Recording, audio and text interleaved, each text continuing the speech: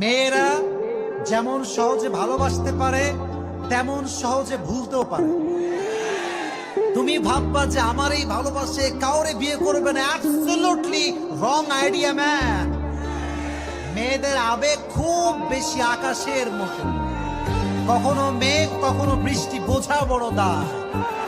অতএব মেয়েদের আবেগে পড়ে জীবন যে নষ্ট করবে তার জীবনটা চূর্ণ বিচূর্ণ হয়ে যাবে। মেয়েদের অধঃপতনের সবচাইতে বড় কারণ হচ্ছে এদের রুচির মাঝে দুর্ভিক্ষ শুরু হয়েছে।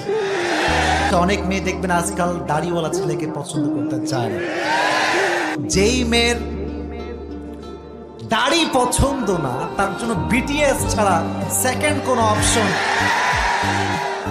বিটিএস এরা হিজড়া না কি এটা আমি আর বলতে চাই না। যেই মেয়ে বলবে যে তোমার দাড়ির জন্য আমার পছন্দ হয়, তুমি বলো তুই এখানেই থাম, তোর জন্য আমি কোরিয়ান থেকে হিজড়া নিয়ে আসছি, ওরে বিয়ে করবো। যে দাড়িকে পছন্দ করতে চায় না সে মুসলমান ঘরের মেয়ে হতে পারে না।